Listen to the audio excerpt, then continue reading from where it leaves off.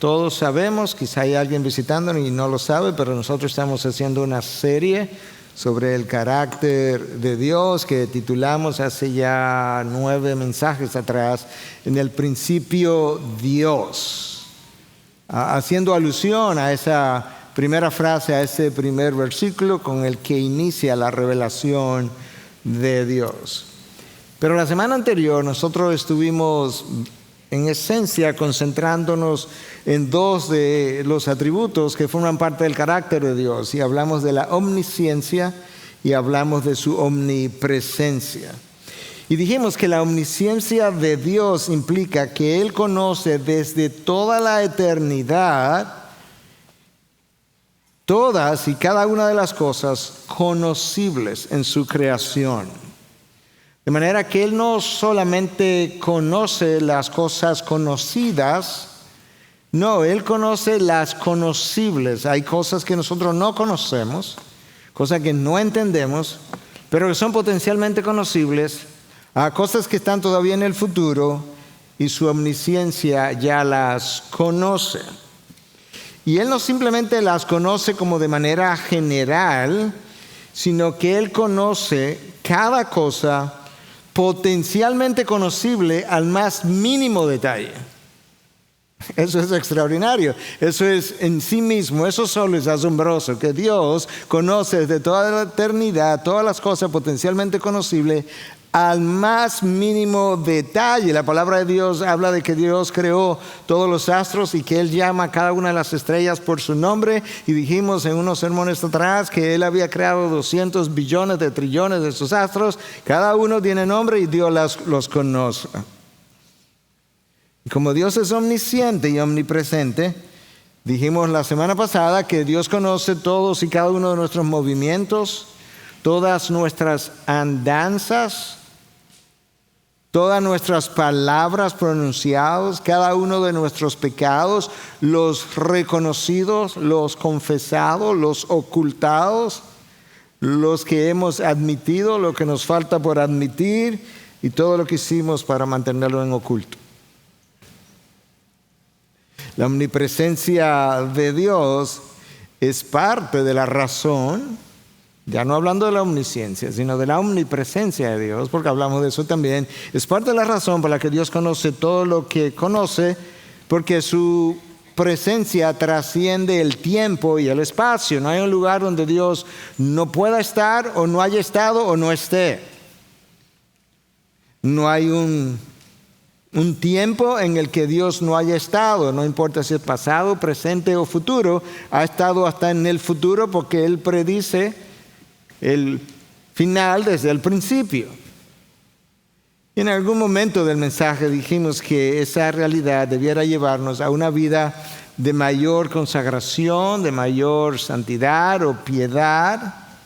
Y cuando no lo hacemos, estamos pensando de alguna manera que todavía nosotros podemos escondernos de Dios y evitar sus consecuencias. Y menciono todo esto porque la idea de estudiar el carácter de Dios no es hacernos sabios en teología, no es hacernos astutos o teólogos astutos. Esa no es la intención ni siquiera de Dios cuando tiene que ver con conocer su carácter. Nosotros necesitamos conocer su carácter porque es la única manera, no una de las maneras, la única manera como nosotros podemos ser transformados. 2 Corintios 3:18 dice que nosotros somos transformados de un grado de gloria a otro grado de gloria, o de un grado de santificación a otro grado de santificación, contemplando como en un espejo la gloria del Señor. Pero la gloria del Señor no es otra cosa que su carácter, que quién Él es. No hay otra manera de ser transformado. Poca contemplación de su carácter, poca transformación. Por tanto, la idea de seguir enfatizando, subrayando estas verdades es porque es la única manera de ser conformados a la imagen de Cristo. En el día de hoy yo quiero hablar de uno de esos atributos de Dios que tiene una connotación muy especial porque tiene que ver con su sabiduría. Y su sabiduría obviamente está relacionada a la omnisciencia, pero no son la misma cosa. Se relacionan, caminan juntas, pero no son la misma cosa. Omnisciencia es simplemente el conocimiento de información. Es como data, hechos, pasado, presente, futuro. Es pura información. Sabiduría es otra cosa. La palabra en el hebreo para sabiduría es chokam y en el griego es sofía. Y ambas significan tener habilidad. Ya no es simplemente tener información, es tener cierta habilidad. La pregunta es entonces, ¿habilidad para qué? Bueno, la sabiduría de Dios tiene que ver con la habilidad que Él tiene de usar los mejores medios o instrumentos para alcanzar los mejores propósitos deseados por Él, de una manera que traiga la mayor gloria a su nombre y al mismo tiempo que traiga el mayor beneficio a sus hijos.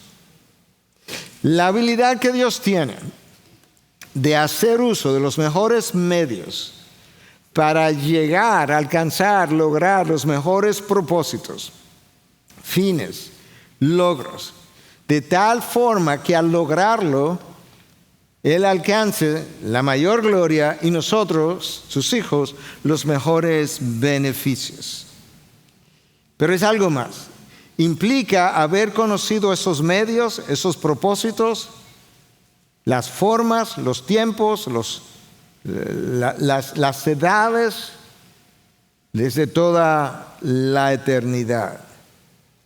Y en ningún momento Dios pensó o ha pensado, bueno, si no me sale bien el plan A, tengo preparado un plan B para lograr dichos propósitos. No, para nada. Y la razón es que su sabiduría es infinita, es absoluta, es perfecta. Efesios 3:10 que vimos, o vamos a ver, mejor dicho, más adelante, nos habla de esa sabiduría infinita. Esa sabiduría tiene que ser así para Dios poder conocerlo todo. Él tiene que ser omnipotente para poder lograrlo todo. Y al mismo tiempo, Él tiene que ser omnibenevolente, todo benevolente, para poder trabajar los mejores propósitos a través de los mejores medios para bendecir de la mejor manera a sus hijos. Los mejores medios, los mejores propósitos, la mayor gloria, los mejores beneficios para sus hijos. Imagínate un Dios sin sabiduría infinita, con toda la información que Él posee.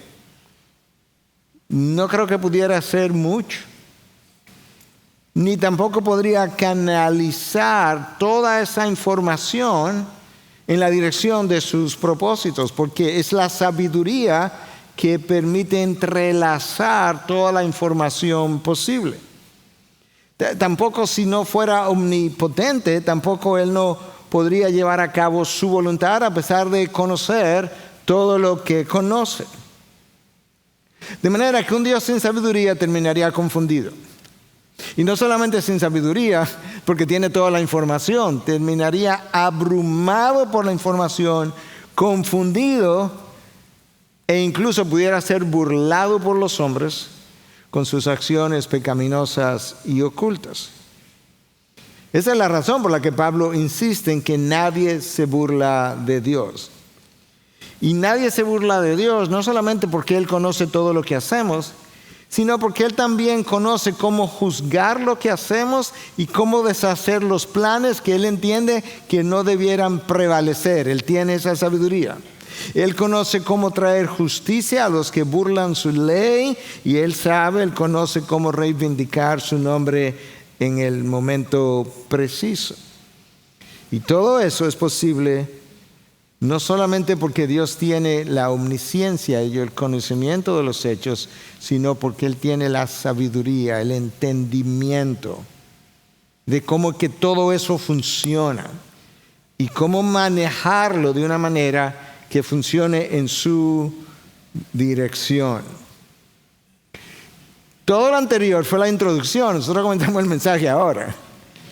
De manera que yo necesito que tú afines tu entendimiento.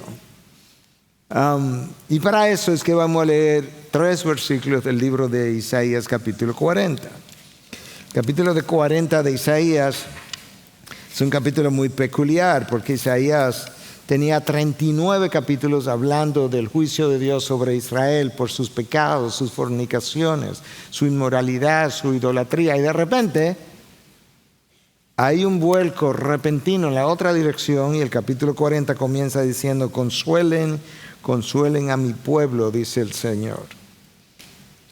En ese sentido ahora, Dios quiere revelarse a Israel otra vez y dejarles ver quién Él es. Y entonces en los versículos 13 y 14 nosotros leemos esto para luego leer el 28. ¿Quién guió al Espíritu del Señor? ¿O como consejero suyo le enseñó? ¿A quién pidió consejo? ¿Y quién le dio entendimiento? ¿Quién lo instruyó en la senda de la justicia? Le enseñó conocimiento y le mostró el camino de la inteligencia. ¿Quién es que ha hecho algo como eso? La respuesta a esa es una pregunta retórica, es nadie, absolutamente nadie. Versículo 28. ¿Acaso no lo sabes? ¿Es que no lo has oído? El Dios eterno, el Señor, el creador de los confines de la tierra, no se fatiga ni se cansa. Escucha eso ahora. Su entendimiento es inescrutable. El Dios eterno tiene entendimiento inescrutable. Eso me llevó a titular mi mensaje: el Dios eternamente sabio. El Dios eternamente sabio. Y en ese título hay 2 ideas. 2 ideas que están entrelazadas. Una es que Dios es eterno, obviamente, y la otra es que Dios es sabio. Pero a la luz de todo lo que la palabra de Dios revela, lo que Dios es, lo ha sido todo el tiempo, desde la eternidad, desde que Él ha sido Dios. No importa si eso es amor, santidad, misericordia, poder, lo que tú quieras. Lo que Dios es hoy, Dios lo ha sido siempre. De manera que este es un Dios eternamente sabio. Isaías 28 inicia con el término el Dios eterno y el mismo versículo termina con la frase: su entendimiento es inescrutable. Todo eso es desde la eternidad. Eso es lo que la palabra afirma. Dios es eterno. Escucha, Deuteronomio 33, 27. El Dios eterno es tu refugio. Romanos 16, 26 habla de que las escrituras son conforme al Dios eterno. Salmo 92. Desde la eternidad hasta la eternidad tú eres Dios.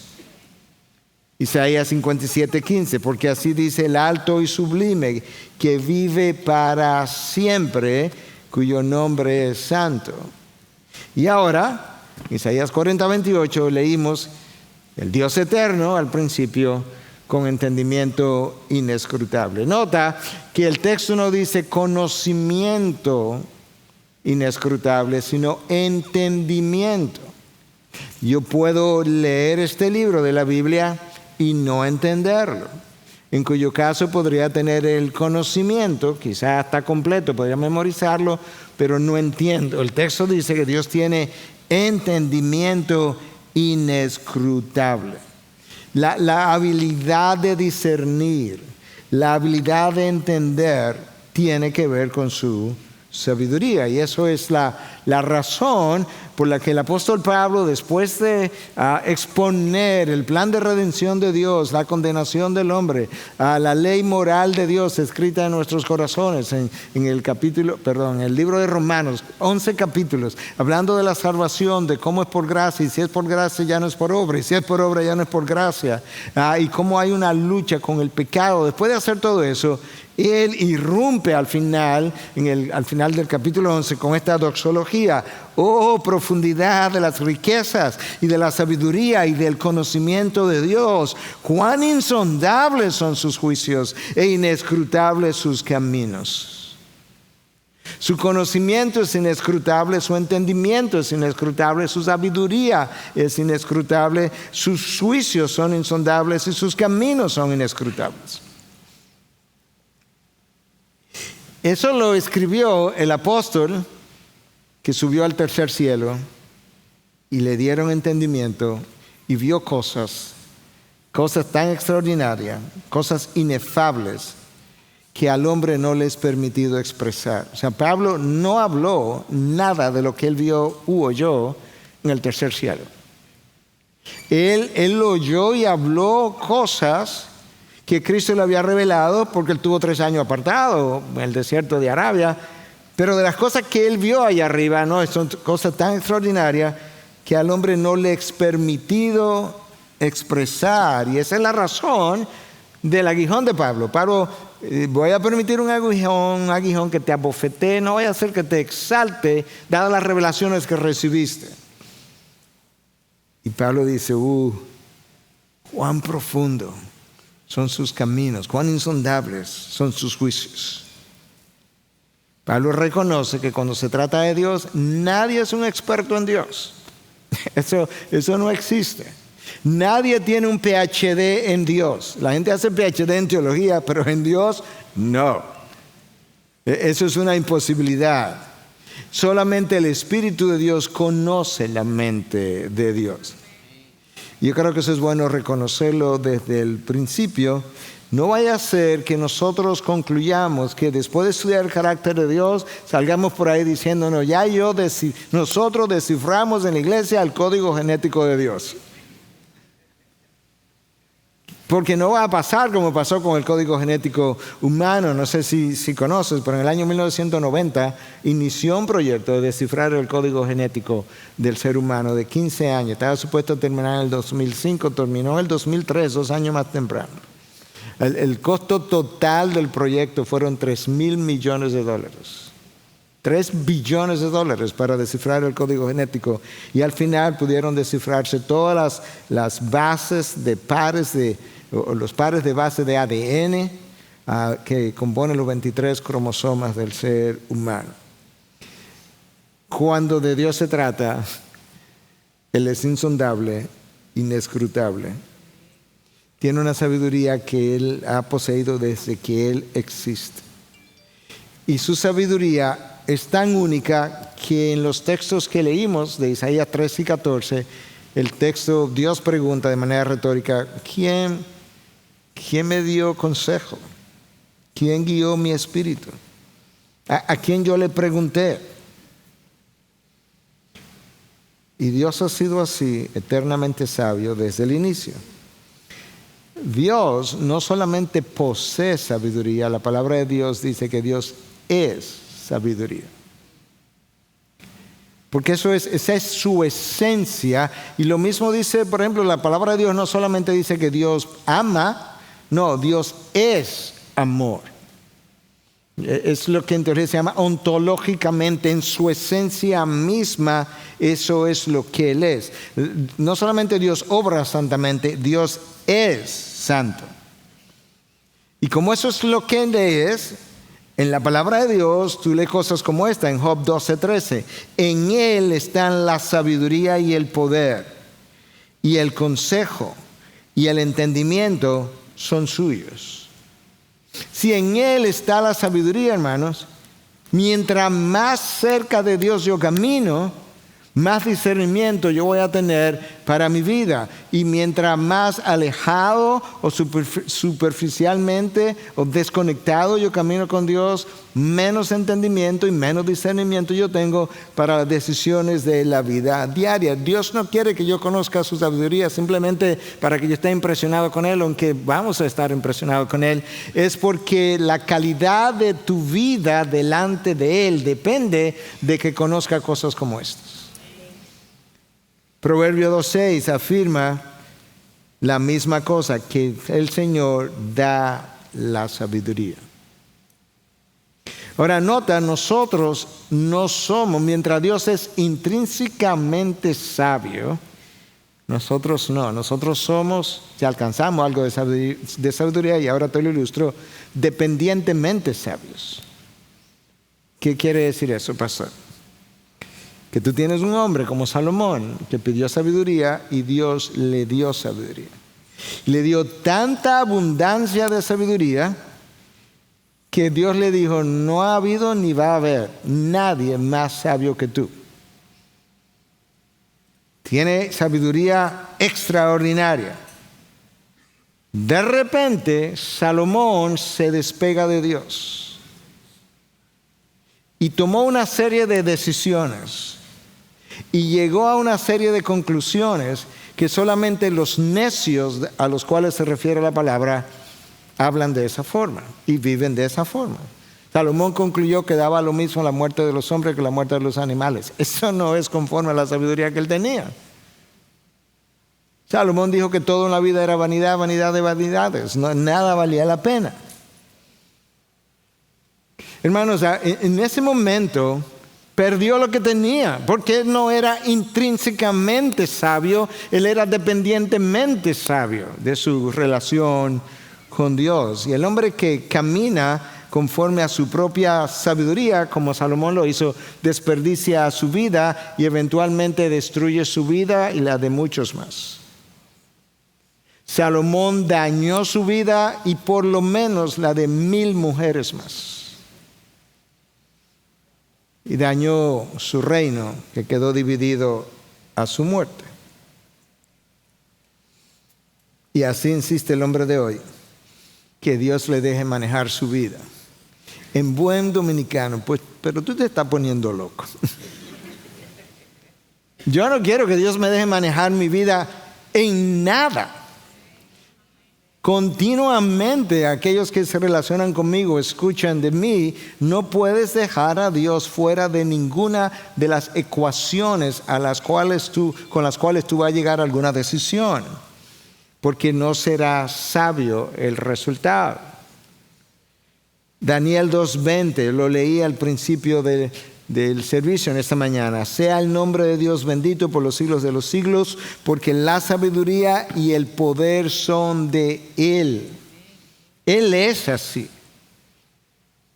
Romanos 16:27 habla de que Dios es único. Él es el único y sabio Dios. Él es el único Dios, pero Él es el único sabio. Y Efesios 3:10 habla de que esa sabiduría es infinita, no tiene fin. La habilidad que Dios tiene de que el hombre haga lo que Él quiera. Y Dios luego voltear todo eso, por así decirlo, con la cabeza hacia abajo, es una facilidad que Él tiene por la infinitud de su sabiduría. Pero Efesios 3:10 no solamente me dice que su sabiduría es infinita, me dice que es multiforme. Su sabiduría no tiene un solo color, no tiene un solo tamaño, no tiene una sola forma, no tiene un solo tiempo. Él puede tomar 2 personas, hijas de Él, que piensen diferente, con dones distintos y usarlos extraordinariamente en 2 lugares diferentes o en el mismo lugar, de formas completamente distintas, porque su sabiduría es multiforme. Él puede usar una persona de una forma hoy y usarla de otra forma mañana. Y en ambos casos para su gloria. Él puede tomar a Moisés en el palacio real por 40 años, después decirle, bueno, nos vamos al desierto, allá te voy a usar por 40 años y luego vamos a regresar al palacio real para sacar al resto de mi pueblo para el desierto por 40 años más. ¿Y cómo tú vas a hacer todo eso? Recuerda que mi sabiduría es infinita y multiforme. A nosotros no nos gustan las cosas multiformes. Nosotros nos sentimos seguros haciendo la misma cosa, del mismo color, del mismo tamaño, sentándonos en el mismo sitio, que la gente piense como nosotros. que nadie sea diferente a como yo soy, ni tenga valores distintos o esté persiguiendo cosas distintas, porque todo eso nos hace sentir inseguros y por eso es que criticamos, porque cada vez que algo no es como yo soy, perfecto, claro, ¿verdad? Sure. Lo condenamos. La sabiduría de Dios es multiforme. Ahora escuche, porque hay una relación, dijimos al principio, entre su omnisciencia y su sabiduría, pero que eran cosas diferentes. De esa misma manera, hay una relación entre su voluntad y su sabiduría, pero no son la misma cosa. ¿Okay? Una vez la sabiduría de Dios concibe una idea, esto es lo que vamos a hacer y cómo lo vamos a hacer, eso pasa a ser su voluntad. Y ahora ese deseo, que es su voluntad, se ayuda de la sabiduría para hacer uso de los mejores medios para alcanzar los mejores fines o propósitos, para la mayor gloria y para el mayor beneficio de los hombres. ¿Me entendieron o voy muy rápido? La voluntad de Dios tiene que hacer uso a la hora de llevarla a cabo de la sabiduría de Dios, porque es su sabiduría que sabe cómo orquestar, entrelazar los hombres, las circunstancias, los tiempos, lo que ocurrió, lo que no ocurrió, lo que podría ocurrir. Pero la razón por la que yo estoy hablando de la relación entre la sabiduría de Dios y la voluntad, porque no la podemos separar, es porque Dios me ha llamado a vivir su voluntad y me ha dicho en Romanos 12 que su voluntad es buena, es agradable y es perfecta. Esto suena muy bien, pero tenemos que desempacarlo porque suena mucho mejor. ¿Okay? La voluntad de Dios, 3 palabras, buena, agradable y perfecta. La voluntad de Dios es buena porque una vez concebida por Dios, no hay una manera mejor de llevar a cabo lo que ya Él concibió. No es ni siquiera imaginable por nadie, porque Él siempre piensa lo mejor de lo mejor. Pero es más que eso. Un mejor curso de acción no sería posible, pero déjame darte a entender algunas cosas detrás de estas 3 palabras. La palabra ahí para bueno es agathon, que significa beneficioso, abundante, apropiada, moral. La voluntad de Dios para mí, que es el ejercicio de su sabiduría para alcanzar cosas en mi vida, resulta que es beneficiosa para mí, es apropiada, es abundante, es moral. Pero cuando yo vivo pensando en cómo servirme de la vida, en vez de yo servirle a Cristo en la vida, entonces con frecuencia a mí la voluntad de Dios no me parece tan buena. Me parece más bien como cuestionable. Me parece como injusta. Y oímos eso. No, pero eso no es justo. Yo no entiendo por qué Dios no lo puede entender. Es inescrutable, ya lo hablamos. Es insondable. La sabiduría de Dios es comparada con la sabiduría de los hombres por Santiago. Y dice que la sabiduría de los hombres, en capítulo 3, es terrenal, es natural y es diabólica. Santiago, te fuiste muy lejos. ¿Mi sabiduría es diabólica? Bueno, si no es conforme a la sabiduría de Dios, no queda otra opción. Porque es algo que funciona conforme a los planes del enemigo del hombre. Pero el hombre siempre prefiere su voluntad a la voluntad de Dios. Porque considera que la suya es mejor, o por lo menos ya la puedo descifrar mejor. Y nosotros a veces creemos que el problema con la voluntad de Dios es como que uno no puede gozar la vida. O sea, Dios es un asesino del gozo.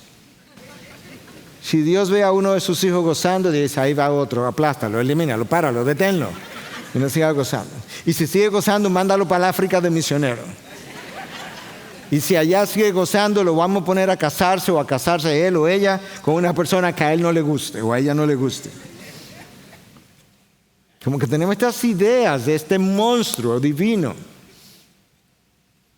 Y como que no acabamos de disfrutar lo que Dios declara como bueno, beneficioso, abundante, que es su voluntad. Y quizás encontré una buena ilustración, quizás esto nos ayude. La historia cuenta que había un agricultor que tenía un huerto de muchos árboles de manzanas. Y él se encontró con un amigo un día y le invitó a que viniera a disfrutar algunas de sus manzanas y hacer sidra de manzana, fresca. Y el amigo le dijo que no, y él volvió, le invitó, le dijo que no, volvió, le invitó, le dijo que no, y entonces el agricultor, le vamos a llamar, le dice, mira, imagino que tú estás prejuiciado contra mis manzanas. Y le dice, bueno, la realidad es que yo he probado algunas de ellas y son agrias.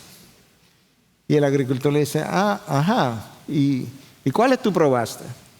Le dice, bueno, no, las manzanas que se caían de aquel lado de la verja, en el camino, que estaban ahí en el camino. Y el agricultor dice, yo sabía.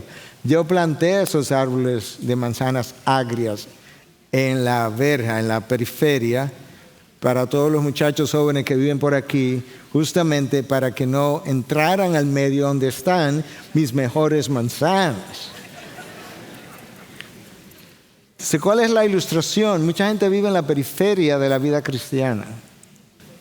Y en la periferia de la vida cristiana, entonces, es como que no puedo disfrutar de ciertas cosas, hay una autonegación, como vivo violando la voluntad de Dios, vivo con convicción de pecado, llega un momento que ya, ¿sabes qué? No quiero probar esas manzanas. Pero el agricultor le dijo, ven al centro de mi huerto para que tú veas, ahí están las mejores manzanas. Ven al centro, hermano, de la vida cristiana para que tú puedas probar las mejores cosas que Dios tiene para sus hijos. Y verás que su presencia es dulce como ninguna otra cosa. Y su palabra será más dulce que la miel, como declaró el salmista. Entonces esa voluntad puede ser inescrutable, pero es buena, es apropiada, que es otra de las palabras, otro de los significados de esa palabra, agathon, beneficiosa. Y es apropiada para ti, para la persona que tú eres, para la persona que Dios quiere, en quien Dios quiere que te conviertas, para el momento que estás viviendo, para las circunstancias que estás viviendo y las que vienen de camino que tú y yo no conocemos, para un futuro que viene en tu dirección. Es apropiada porque la sabiduría de Dios, que es su voluntad, siempre es la mejor decisión. No a veces, no con frecuencia, es la mejor decisión y es la que garantiza los mejores resultados. Pero yo necesito fe para creer eso, porque esos resultados y sabiduría y entendimiento son inescrutables. Pero si estoy centrado siempre en lo que yo quiero, quizás yo no encuentre la voluntad de Dios como apropiada para mí. Yo quiero otra cosa. Yo quiero el disfrute de la carne. Y esa voluntad buena, agathon, también implica que es moral, lo que implica que es justa, no es pecaminosa. De hecho, es incapaz de empujarte a pecar. Recuerda lo que dijimos el domingo pasado o algún otro domingo, no es una bendición si tienes que pecar para obtenerlo. No lo es, no será. Vendrá con consecuencias. Todo eso implica, todo lo que he dicho ahí en estos últimos minutos, es parte de lo que implica de que su voluntad es buena. Ahora, eso no implica que sea siempre discernible. Ahora, el texto de Romanos no solamente me dice que su voluntad es buena, me dice que es agradable, eureston, satisfactoria, que causa placer o gozo. En serio, pastor. Pero yo la encuentro como difícil. Bueno, primero tiene que creerlo. Luego tiene que obedecerla. Si la persona está sometida y no insiste en hacer lo que él o ella quiere y no la está haciendo a regañadiente, Dios garantiza el gozo de su voluntad. Porque Él es el productor de ese gozo. La voluntad de Dios puede ser inescrutable, pero no está diseñada para que tú no goces en la vida. De manera que esa voluntad Dios declara que es agradable. Y en tercer lugar, Él declara que es perfecta, telión, incapaz de errar, absoluta. Esa voluntad de Dios, yo puedo rebelarme contra ella, puedo rechazarla, puedo violarla, puedo irme en vía contraria, pero no va a ser cambiado. Es un ejercicio en ineficacia. Es una necedad. Yo puedo quejarme todo lo que yo quiera, pero permanecerá absoluta e inmutable. Pero va a permanecer absoluta e inmutable no porque Dios es medalaganario, me da la gana para aquellos que escuchan de otras latitudes, no es porque Dios es medalaganario, sino simplemente porque Dios es perfecto en sus pensamientos, en lo que persigue, en sus deseos, y por tanto Dios no va a cambiar aquello que ya Él concibió perfectamente. Para muchos no es así, para muchos no es agradable. No es agradable porque es una voluntad que no sale de mí, no depende de mí y no me deja ser autónomo. Pero el hombre nunca fue creado para ser autónomo, los seres angelicales tampoco. Pero muchos preferimos la autonomía. Preferimos hacer las cosas y que nadie sepa de nosotros, porque yo la voy a determinar por mí mismo. Yo quiero ser como Dios, que a mí nadie me da consejo. ¿Quién fue mi consejero? Dijo Dios, y así mismo queremos nosotros decir, ¿quién fue mi consejero? Y entonces alguien tendrá que decirnos, por eso va como vas. Dios ha puesto en despliegue su sabiduría de diferentes maneras. Escucha el salmista, el Salmo 104, versículo 24. ¿Cuán numerosas son tus obras, oh Señor?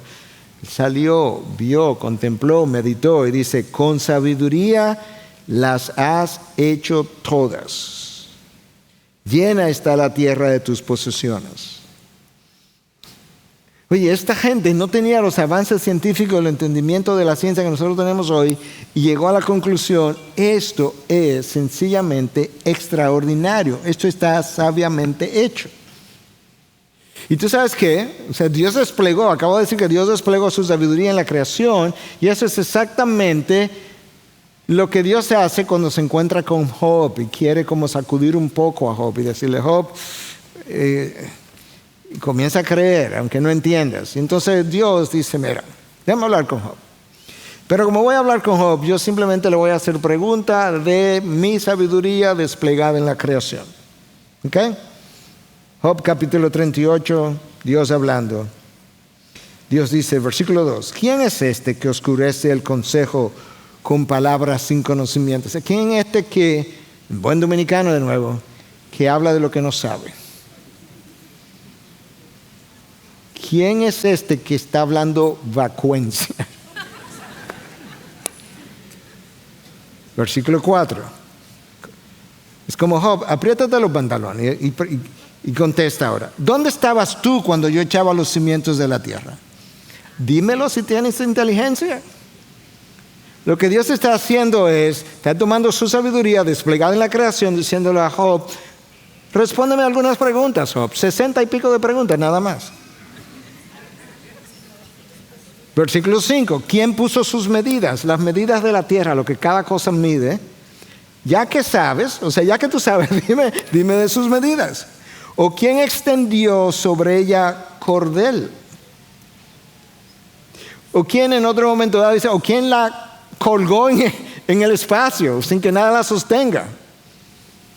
Versículo 6, ¿sobre qué se asientan sus basas? ¿O quién puso su piedra angular? Job, si tú sabes tanto, contéstame algunas preguntas. Cuando tú me des la respuesta de este mundo que tú puedes ver, yo te voy a dar respuesta del mundo que no puedes ver, que es la causa de por qué tú estás en la situación en la que te encuentras. Porque Satanás y yo tuvimos una conversación que tú no viste ni oíste.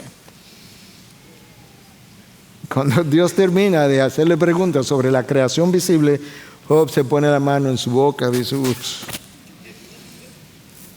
Pudo haber dicho, qué necio he sido.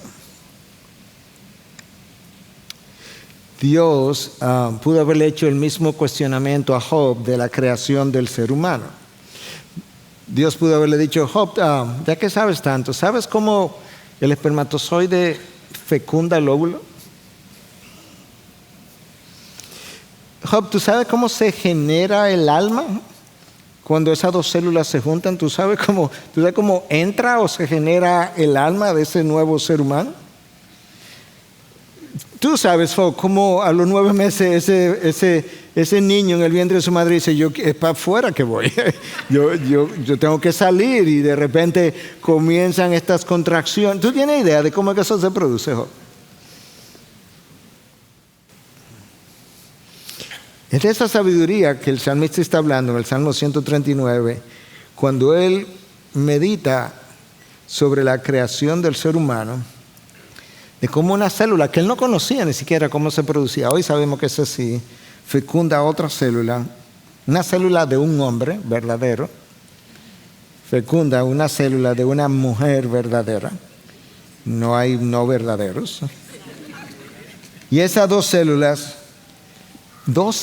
hermanos, se juntan y en el devenir del tiempo comienzan a formar todos los huesos, todos los músculos, todos los ligamentos, todas las articulaciones, todos los órganos, y comienzan a conectar los órganos con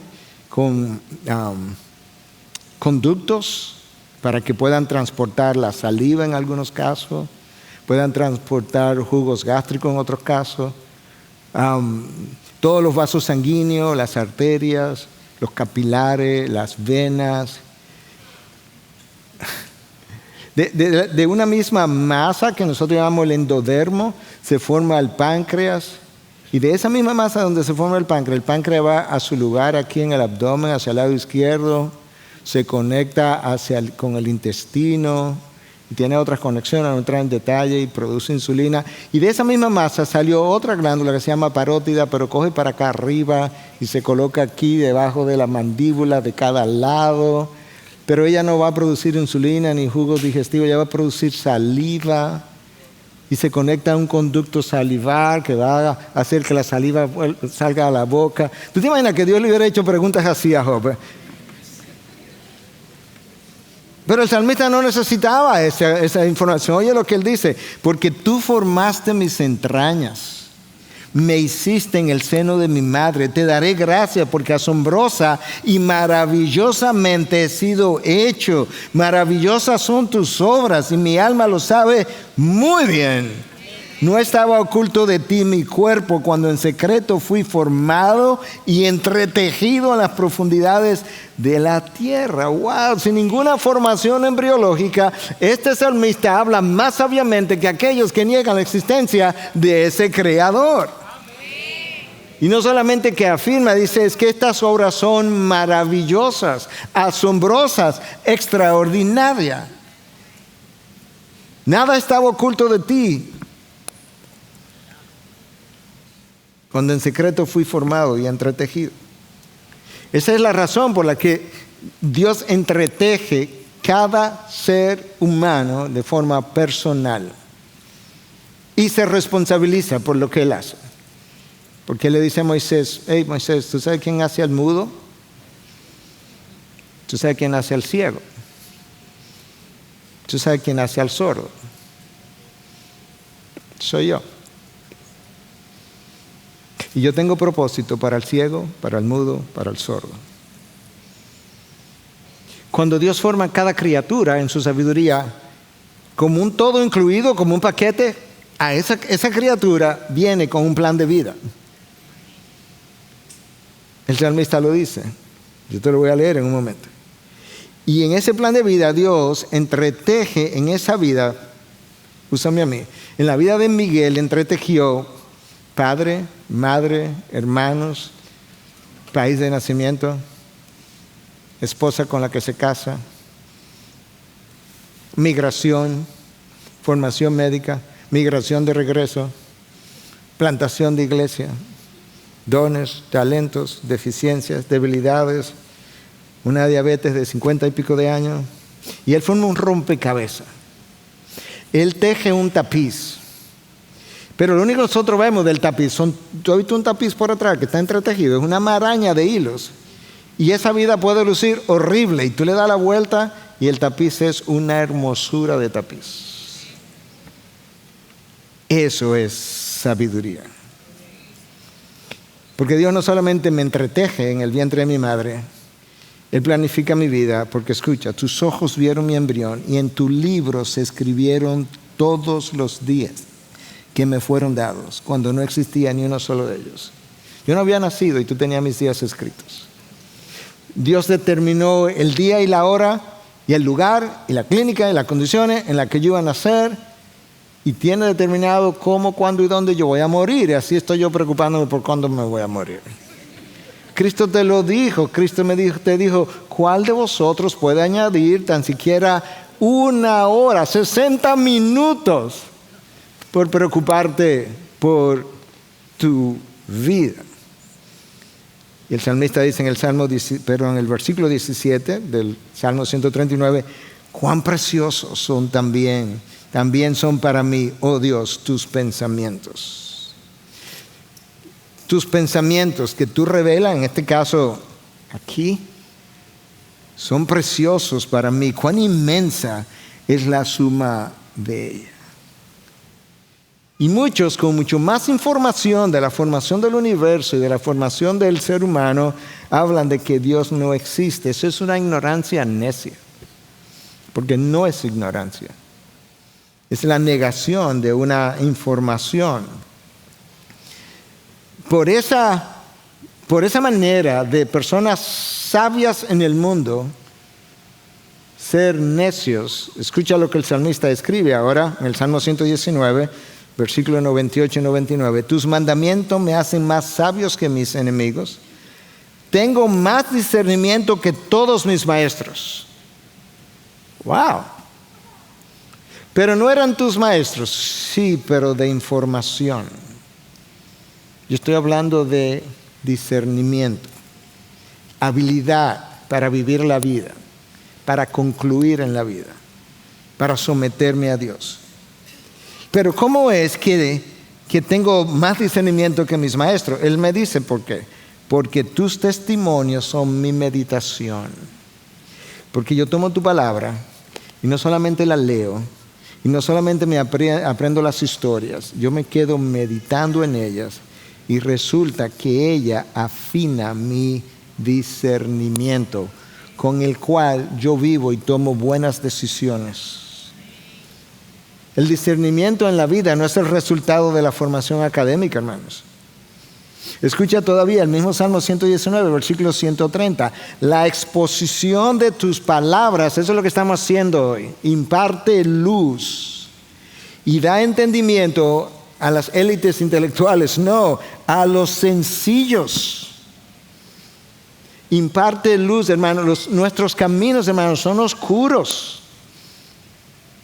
Cuando Cristo vino, ¿qué dice Juan? Que la luz brilló en medio de las tinieblas. Y que el pecado del hombre y que el juicio del hombre fue que amaron más las tinieblas, el pecado, que su luz. Pero el precio de sus acciones fue sumamente grande. No solamente de la humanidad entera, pero en el contexto local donde Cristo creció, en el contexto de donde a Él lo crucificaron, el precio que pagaron fue enorme y no pasó más allá del año 70, cuando Jerusalén quedó destruida, quemada. Ellos pensaron que se habían burlado del Mesías y se burlaron de Él. Se burlaron en palabras de Él cuando lo crucificaron. Estando en la cruz se burlaron. Pero ¿sabes qué? Pablo escribió a los Gálatas en 6:7. No se dejen engañar de quién, Pablo. No te dejen engañar de tu propio pecado. No se dejen engañar de Dios, nadie se burla. Pues todo lo que el hombre siembre, eso también segará. El domingo pasado hablamos, tu pecado te engaña. Y cuando comienzas a vivir tu pecado, me engañas a mí. Y el mío por igual. Pero de Dios nadie se burla. Otro salmo, el 19, no el 119, el 19:7 dice que la palabra de Dios hace sabio al sencillo. A veces gente con mucha información no son sabios. Y gente a veces con menor información, menor conocimiento, tienen sabiduría para la vida. Porque como bien dice Proverbios 2:6, Dios da la sabiduría. Dios da la sabiduría. Y Dios no solamente ha dado su sabiduría, ha puesto en despliegue su sabiduría en la creación del universo y en la creación del ser humano. La sabiduría de Dios es particularmente extraordinaria en el plan de redención. Particularmente extraordinaria. Un Dios que se humilla. Un creador que se encarna para nacer. O sea, un creador que le dio origen a todo, él se encarna para nacer. Un rey que se hace siervo. Un señor de señores que le sirve a sus súbditos. Un libertador que es crucificado. Un hombre crucificado que desarma todas las fuerzas de las tinieblas clavado en una cruz. La muerte de un hombre en una cruz le da vida. ¿Cómo es que la muerte da vida? Le da vida a millones de personas muertas en delitos y pecados. Un muerto que resucita. Y un movimiento de iglesia pobre, sin recursos terrenales al inicio, con todo el imperio en contra, que crece, se fortalece, se expande y que nadie puede parar. Eso es sabiduría. Por eso decía, la sabiduría de Dios es extraordinariamente grande en su plan de redención. Por eso es que Pablo dice en 1 Corintios 2, 7 y 8, nosotros hablamos sabiduría de Dios en misterio. La sabiduría oculta que desde antes de los siglos Dios predestinó para nuestra gloria, para glorificarnos a nosotros. Esta sabiduría que ninguno de los gobernantes de este siglo ha entendido, porque si la hubieran entendido no habrían crucificado al Señor de gloria. Esa es la sabiduría que nosotros hablamos. Esa es la sabiduría que el mundo rechaza. Esa es la sabiduría que la gente no quiere, pero al mismo tiempo, frecuentemente sus hijos, después de llegar a ser parte de su familia, rechazan esa sabiduría de Dios. Esa sabiduría de Dios en el plan de Dios es tan extraordinaria que escucha lo que está pasando ahora mismo, en este instante incluso. Efesios 3:10. La infinita sabiduría de Dios dada a conocer ahora por medio de la iglesia a los principados y potestades en los lugares celestiales. ¿Tú estás oyendo? Que Dios, es una ilustración ahora, Dios sentó a los potestados y a los principados, a los potestades, principados y autoridades, los ángeles, los sentó en un aula de clase y le puso la iglesia enfrente y le dijo, por los próximos 2000 y tantos años, no sé cuándo Cristo vendrá, obsérvame. Obsérvame lo que yo voy a hacer en y a través de la iglesia en el mundo, porque voy a poner en despliegue, Efesios 3:10, mi infinita sabiduría, dada a conocer ahora por medio de la iglesia. ¿Tú estás escuchando? Wow. Estos seres angelicales son alumnos de la iglesia, son alumnos de Dios, pero el objeto de estudio es la iglesia. ¿Y qué es lo que están estudiando? La sabiduría de Dios en la redención. Que toda una humanidad pueda ser redimida por un hombre crucificado en una cruz. Hermano, esa idea parece infantil en el mejor caso y cruel en el peor de los casos. Por eso se burlaron. Pero esa es la sabiduría de Dios versus la sabiduría del hombre. Escucha cómo Pablo, en la medida que cierro ahora, escucha cómo Pablo le habla de esto a los Corintios, en su primera carta, capítulo 1, versículo 21 al 25. Pues ya que en la sabiduría de Dios, la que acabo de exponer, el mundo no conoció a Dios por medio de su propia sabiduría, agradó a Dios mediante la necedad de la predicación salvar a los que creen. Porque en verdad los judíos piden señales y los griegos buscan sabiduría, pero nosotros predicamos a Cristo crucificado, piedra de tropiezo para los judíos y necedad para los gentiles. Escucha, sin embargo, para los llamados, tanto judíos como griegos, Cristo es poder de Dios y sabiduría de Dios. Porque la necedad de Dios es más sabia que los hombres y la debilidad de Dios es más fuerte que los hombres. Cristo representó el poder de Dios encarnado y la sabiduría de Dios encarnada para redimir a los suyos. Cristo es poder de Dios y sabiduría de Dios. ¿Cómo es eso? Cuando Él se encarnó, Él fue el poder de Dios y la sabiduría de Dios para redimir a los suyos. Como poder de Dios derrotó el pecado y derrotó los poderes de las tinieblas y derrotó la muerte. Como sabiduría de Dios dio testimonio de la verdad y luego dijo yo soy. Y cuando dio testimonio de la verdad abrió un camino y cuando abrió el camino la gente que lo caminó, que lo transitó recibió vida eterna y por eso Él dijo yo soy el camino, la verdad y la vida. Y ahora escucha cómo Pablo cierra esa parte del texto de 1 Corintios 1, versículo 30 y 31. Mas por obra suya estáis vosotros en Cristo Jesús, por obra de Dios, el cual se hizo para nosotros sabiduría de Dios y justificación y santificación y redención, para que tal como está escrito, el que se gloríe en el Señor. Cristo es para nosotros, poder de Dios, sabiduría de Dios, santificación, redención. Y si te vas a gloriar en una cosa, recuerda que todo esto es de Dios, de manera que lo único que puedes hacer es glorificarte en Él. La creación entera proclama su gloria. Toda la creación. Y se supone, ¿verdad?, que cuando Cristo vino proclamó la gloria del Padre. Y hoy se supone que la iglesia proclame la gloria del Hijo, la gloria de la Trinidad, pero de manera personal. ¿Qué vas a hacer ahora con lo que has oído? ¿Vas a insistir en hacer tu voluntad? ¿Vas a vivir conforme a esa sabiduría terrenal que Santiago llama incluso diabólica?